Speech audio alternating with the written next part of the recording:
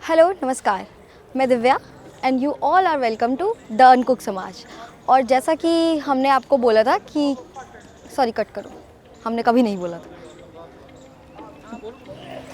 Hello नमस्कार, welcome to the uncook Samaj और मैं दिव्या। और द अनकुक समाज में आज हम आए हैं earth and environmental science department. Earth and environmental science department में आज हम बच्चों के कई सारे क्वेरीज़ जो होते हैं कि एडमिशन से रिलेटेड क्वेरीज, जैसे CUET नज़दीक आ रहा है और PhD के एडमिशन्स भी नज़दीक आ रहे हैं, तो उनके एडमिशन क्वेरीज़ भी हैं।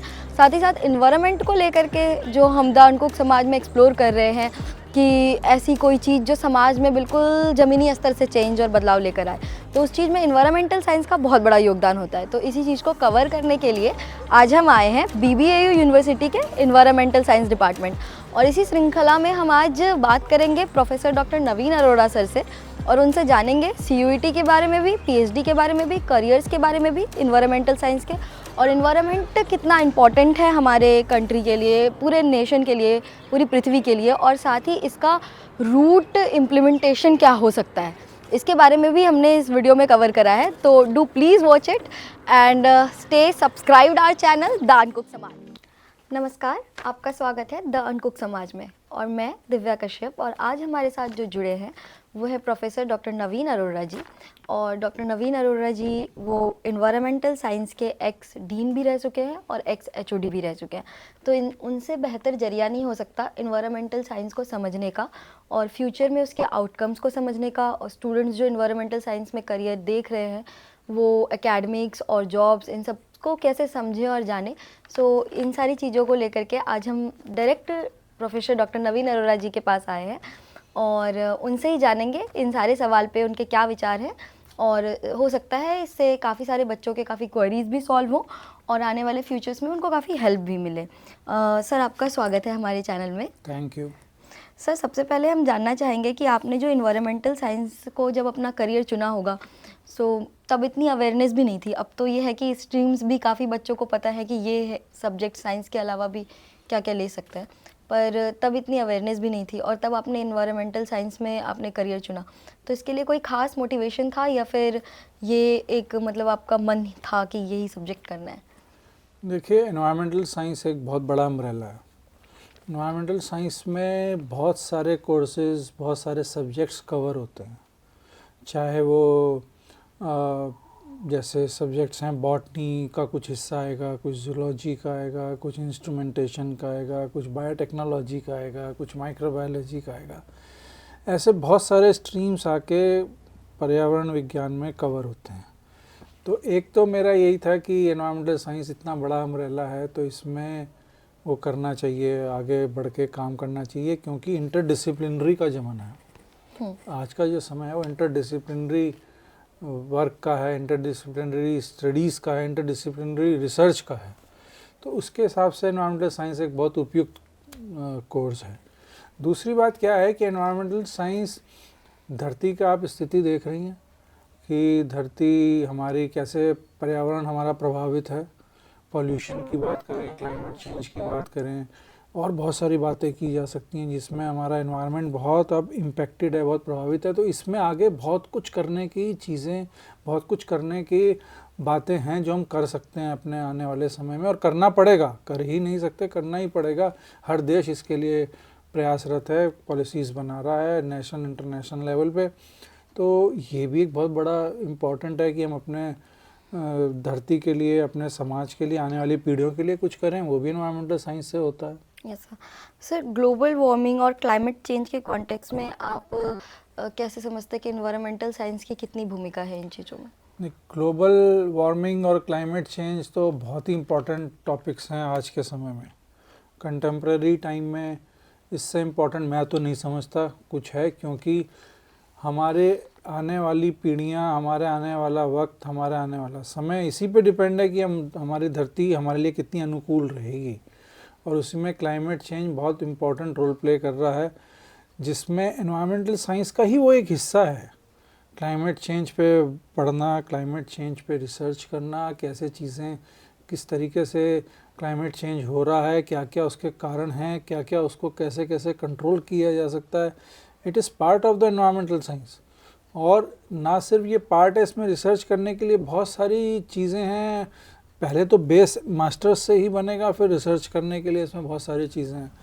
तो ये एनवायरमेंटल साइंस का हिस्सा है, चाहे वो पॉलिसीज़ हों, चाहे वो रिसर्च हो, चाहे ग्रीन हाउस गैस एमिशंस का कंट्रोल हो, चाहे उनके लिए ग्रीन टेक्नोलॉजीज़ का अल्टरनेटिव हो। मैं ये नहीं कहता सिर्फ एनवायरमेंटल साइंस, ठीक है, बहुत सारी चीज़ों का और लोगों का भी, और सब्जेक्ट्स का भी, और कोर्सेज का भी रोल है, बट एनवायरमेंटल साइंस तो न्यूक्लियस है, बीच में है, सेंटर में है कि क्लाइमेट चेंज पे की अगर हम बात करते हैं या ग्रीन हाउस गैस एमिशंस की बात करते हैं, तो वहीं से कोर है वो, उसी से तो निकल के आएगा सर। सर इसी से जुड़ा हुआ एक सवाल जो हमारे मन में रहता है, जैसे ग्लोबल समिट होते हैं जिसमें एनवायरनमेंट के रिलेटेड हम रूल्स बनाते हैं कि कंट्रीज जो है पॉलिसीज़ बनाते हैं कि इतने सालों में हम इन पॉलिसीज़ पे खड़े उतरेंगे।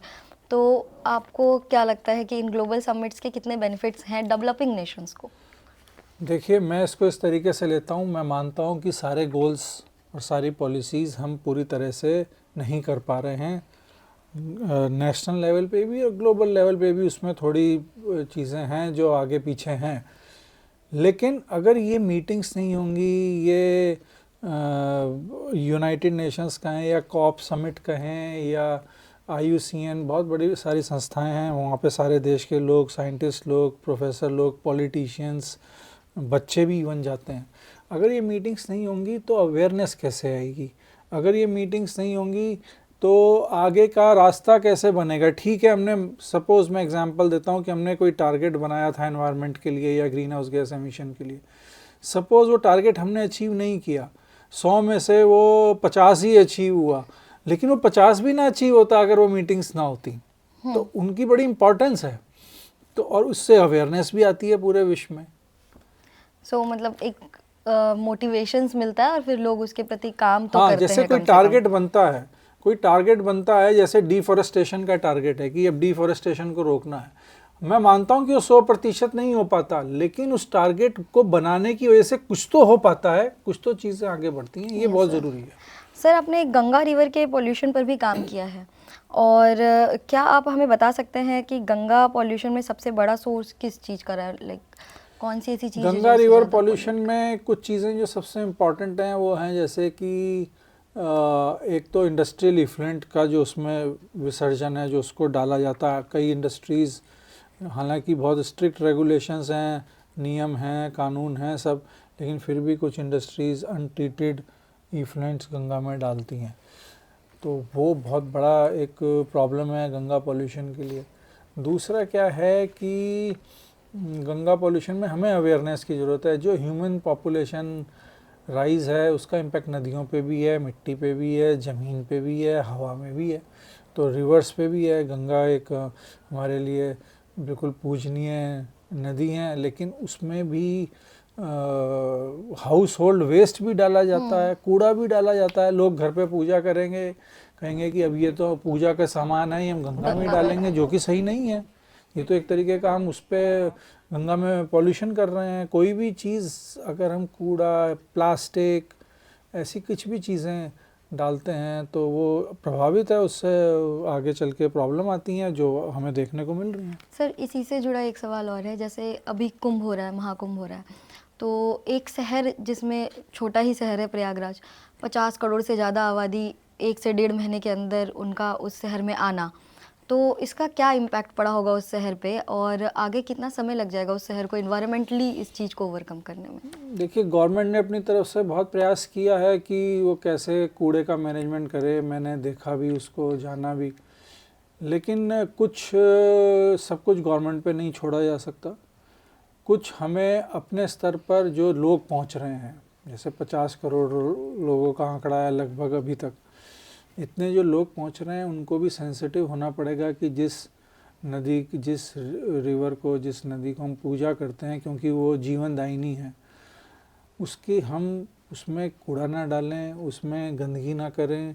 ये हर एक लेवल पे ये एक वो आना पड़ेगा अवेयरनेस कि प्लास्टिक डालेंगे डिग्रेड नहीं होगा, नुकसान पहुंचाएगा, कूड़ा डालेंगे डिग्रेड नहीं आएगा, मल मूत्र की तो बात ही क्या करें, वो तो बहुत ही खतरनाक है।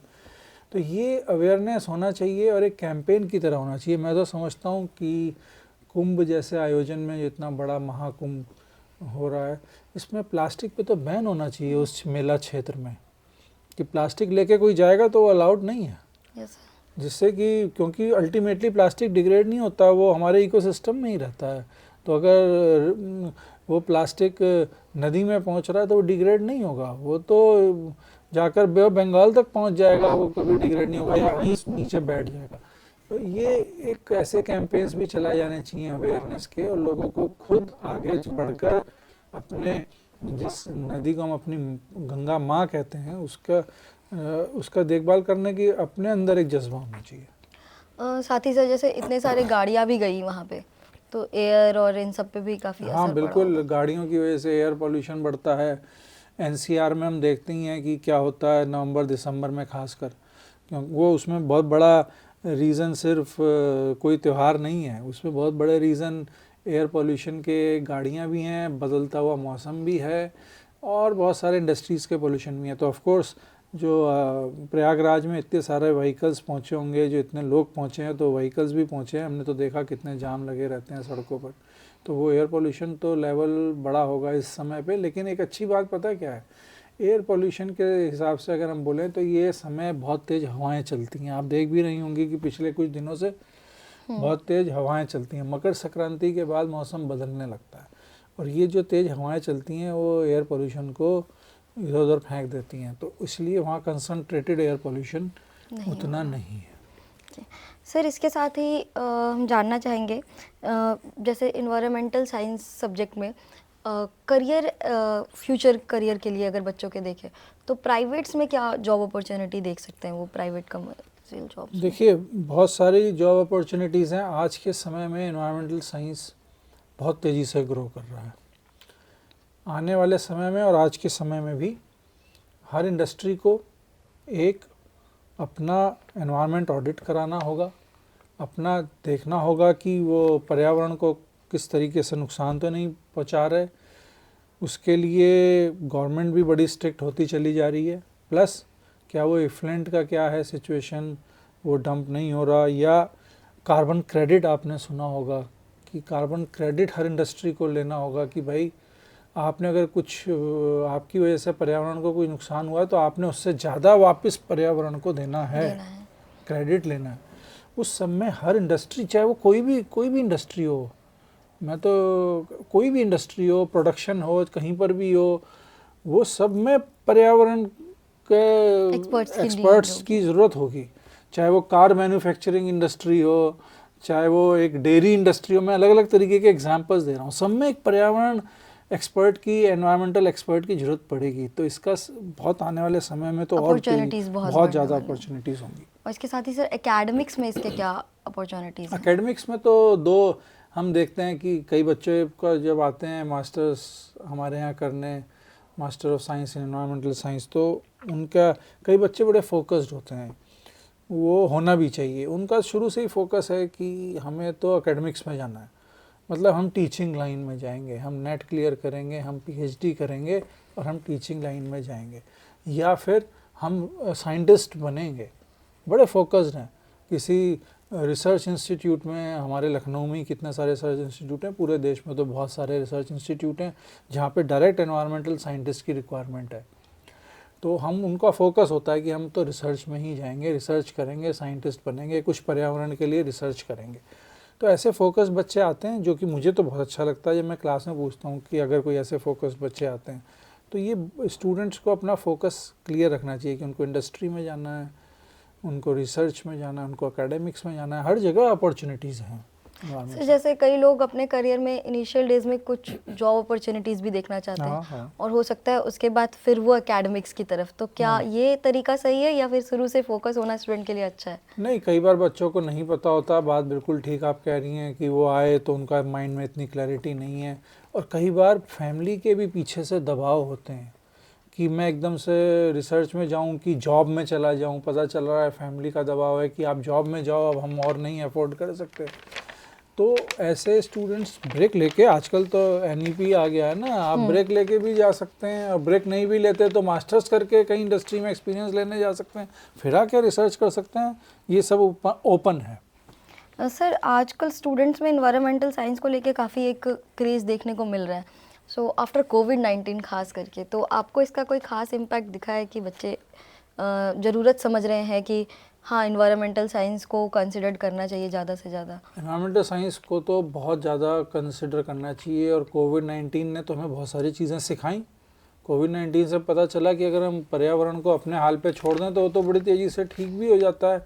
और बच्चों ने और आने वाली जनरेशन्स ने, और जो जनरेशन्स ने कोविड को झेला, उन्होंने देखा कि पर्यावरण में बैलेंस कितना इम्पॉर्टेंट है। तो बच्चों का रुझान बढ़ रहा है एनवायरमेंटल साइंस की तरफ आने वाले। और मैं तो एक और बात कहता हूँ, वैसे भी अगर आप देखें कि हमारे को ग्रेजुएशन में हर, चाहे वो कोई भी सब्जेक्ट हो, चाहे वो कोई भी ब्रांच हो, चाहे वो सोशल साइंस हो, चाहे वो इंजीनियरिंग हो, चाहे वो बायोलॉजिकल साइंस हो, चाहे वो फिजिकल साइंस हो, चाहे वो लॉ हो, कोई भी मास कम्युनिकेशन हो, एनवायरमेंटल साइंस बच्चों को ग्रेजुएशन में पढ़ना अनिवार्य है। हाँ, वो एक सप्लीमेंट्री सब्जेक्ट के तौर पे हमें वो मिलता है। सुप्रीम कोर्ट की रूलिंग भी है। Yes sir. तो वो तो अनिवार्य है। वो क्यों किया गया अनिवार्य? वो इसीलिए किया गया अनिवार्य कि अगर हम अपने पर्यावरण को ही नहीं समझेंगे तो हम और चीज़ें कैसे समझेंगे। अभी मैंने तो एक प्रपोजल और दिया उससे भी आगे बढ़कर कि एनवायरनमेंट ही नहीं, सस्टेनेबिलिटी को भी अनिवार्य बनाना की आवश्यकता है आज के समय में, क्योंकि एनवायरनमेंट के साथ सस्टेनेबिलिटी जुड़ा हुआ है। सस्टेनेबिलिटी में एनवायरनमेंट के साथ और भी डायमेंशंस हैं। सर, सस्टेनेबल डेवलपमेंट और सस्टेनेबिलिटी के ऊपर आप थोड़ा फोकस करें कि आपका इससे क्या था? देखिए, सस्टेनेबल डेवलपमेंट, सतत विकास हिंदी में कहते हैं हम लोग, वो डेवलपमेंट जो आने वाली पीढ़ियों को एक ऐसा पर्यावरण देगा, एक ऐसा सिस्टम देगा, एक ऐसा इकोसिस्टम देगा जो आज से बेहतर होगा, ख़राब नहीं होगा, और उनको आगे सस्टेन करने के लिए पूरा मिलेगा, पूरा इकोसिस्टम में सब कुछ मिलेगा। लेकिन उसमें भी एक बात है, मैं सस्टेनेबिलिटी को सिर्फ ह्यूमंस के एंगल से नहीं देखता। सस्टेनेबिलिटी हर एक जीव जंतु के लिए होनी चाहिए, तभी एक जो बायोडाइवर्सिटी सिस्टम है हमारे धरती का, जिसकी वजह से ही सब कुछ एक तरीके से चल रहा है, एक सिस्टम से चल रहा है, वो पूरा हो पाएगा। तो सस्टेनेबिलिटी का ज्ञान होना बहुत ज़रूरी है। अब सस्टेनेबिलिटी में कई चीज़ें आती हैं।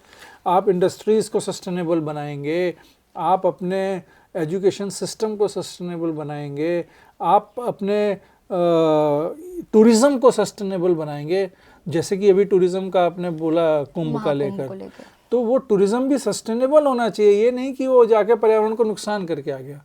तो आजकल तो ऐसी टूरिज़्म में देखने को मिल रहा है कि लोग उतने सेंसिटिव ही नहीं हैं। अपनी ही धरोहर, हमारे ही जंगल हैं, हमारे ही नदियाँ। रील कल्चर या वीडियो कल्चर के चलते शायद ज़्यादा ही फेमस होता जा रहा है कि हम जाएंगे, फोटोज लेंगे, वीडियोस लेंगे, फोटो सेशन है, रील डालना है। मैं तो देखता हूँ नेशनल पार्क, लोगों को नेशनल पार्क जाते हैं। हमारे देश में बहुत अच्छे अच्छे नेशनल पार्क हैं। उत्तर प्रदेश में दुधवा नेशनल पार्क है, उत्तराखंड में हमारे पास ही कॉर्बेट नेशनल पार्क है, राजा जी नेशनल पार्क है, और बहुत सारे नेशनल पार्क्स हैं। 100 से अधिक नेशनल पार्क हैं हमारे देश में। लोग वहाँ जाते हैं तो रील बनाने के लिए जा रहे हैं, जबकि होना ये चाहिए कि हम वहाँ पे जाकर उसको समझें कि ये पर्यावरण है, वहाँ का एक आंतरिक आनंद लें, एक वहाँ का जो स्वच्छ वातावरण है, लेकिन उसको वहाँ जाकर हम नुकसान ना पहुँचाएं, क्योंकि वो बहुत गलत है। मैं तो देखता हूँ कि नेशनल पार्क्स में कोई अगर टूरिस्ट जा रहा है, क्योंकि आजकल बड़ा फैशन है, उसमें कोई पोल्यूशन नहीं, प्लास्टिक तो लेके ही नहीं जाना है, कोई और पोल्यूटेंट लेके नहीं जाना है वहाँ। ये हॉन्किंग नहीं करनी है, हॉर्न्स भी बड़ा पोल्यूशन है वाइल्ड लाइफ के लिए, और लाइट पोल्यूशन एक अलग तरीके का है। तो ये सब चीज़ें, ये सब भी सस्टेनेबिलिटी का हिस्सा है कि हम पर्यावरण की बात के साथ सस्टेनेबिलिटी की भी बात करें, कि टूरिज़्म भी हो तो सस्टेनेबल हो, चाहे वो टूरिज़्म किसी भी प्रकार का हो, चाहे वो रिलीजियस टूरिज़्म क्यों ना हो, वो सस्टेनेबल। सर, एक और सवाल था हमारे मन में, जैसे डेवलप्ड कंट्री जो होती है और डेवलपिंग नेशन, इन दोनों के नीड्स में अंतर होते हैं। जो डेवलपिंग कंट्री होती है उनको अभी फैक्ट्रीज़ की भी ज़रूरत है, उनको बहुत कुछ करने की ज़रूरत है अपने कंट्री में, से अपनी ही कंट्री की बात कर लें। और जो डेवलप्ड नेशन है वो तो फैक्ट्रीज़ भी बना चुके हैं, और एक तरह से कहें तो फुल सोर्स ऑफ एनवायरनमेंट वो यूज़ कर चुके हैं, और अब वो बातें कर रहे हैं कि हम एनवायरनमेंट को प्रोटेक्ट करते हैं, ये करते हैं। So what kind of thing developed nation should think about developing nation, कि उनको कैसे डील करें, ये गैप कैसे फिल करें? हाँ, बहुत ये अच्छी क्वेश्चन है आपका कि भाई डेवलप्ड नेशंस तो पर्यावरण से बहुत कुछ निकाल चुके हैं, इकोसिस्टम से बहुत कुछ निकाल चुके हैं, धरती से बहुत कुछ निकाल चुके हैं।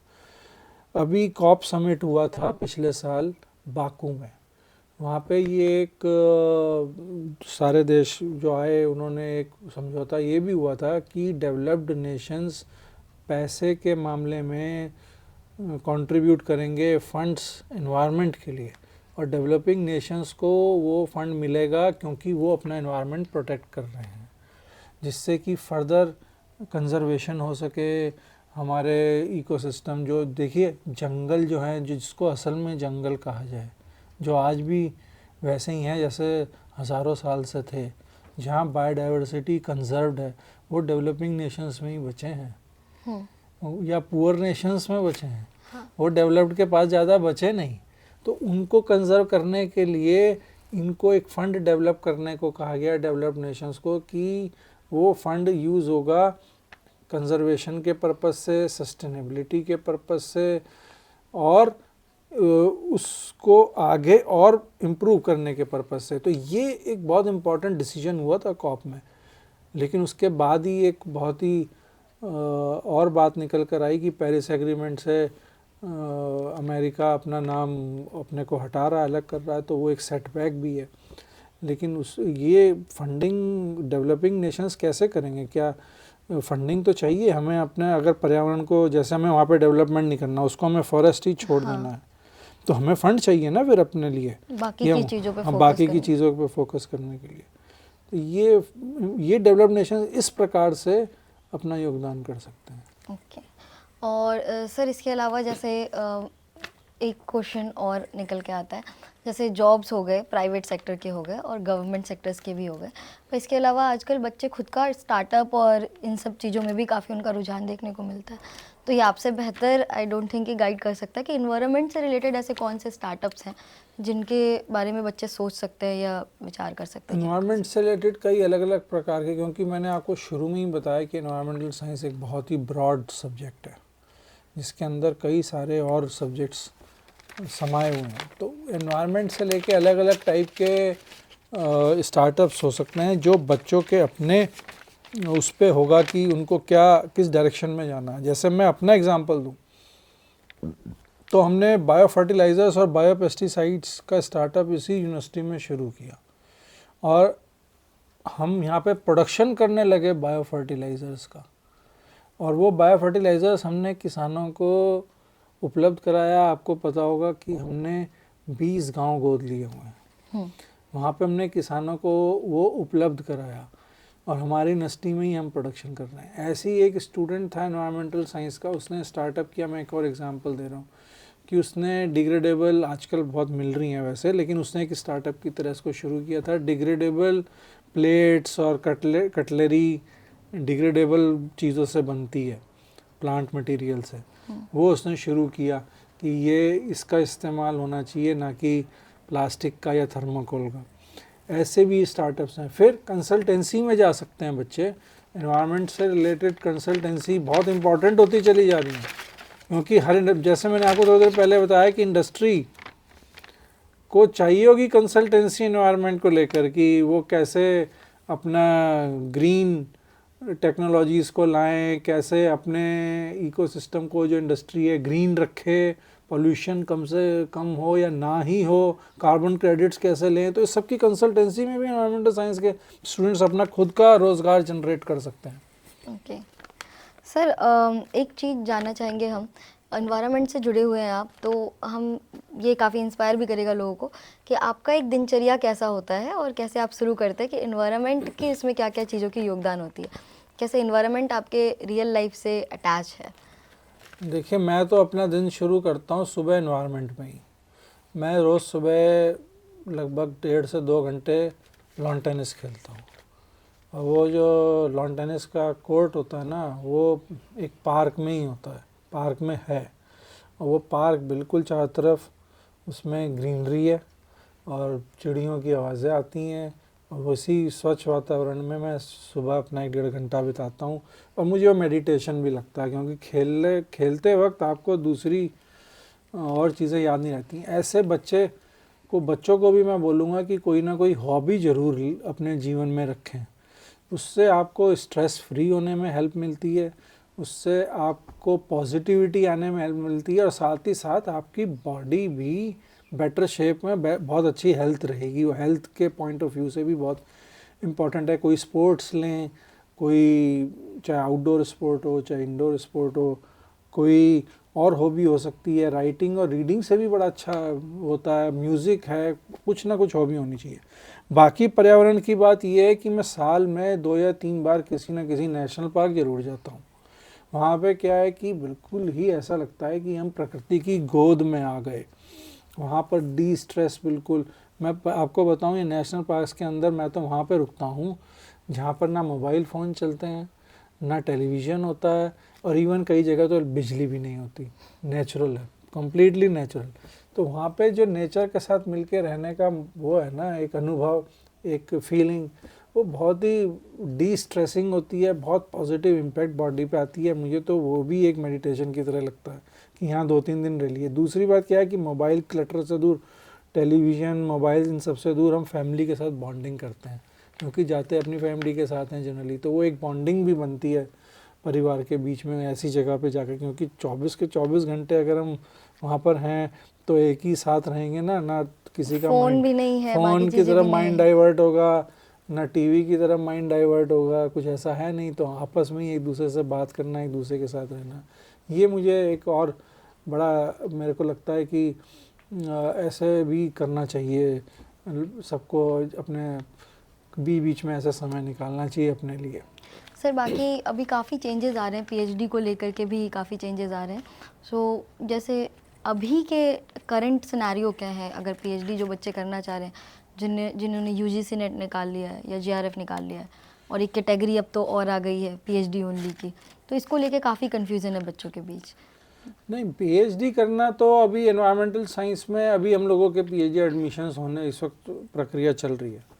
और पीएचडी करने के लिए अगर वो सबसे अच्छा तो है वो अपना जीआरएफ क्लियर करें, तो उनको फेलोशिप भी मिल रही है और उससे एक कॉन्फिडेंस भी आता है।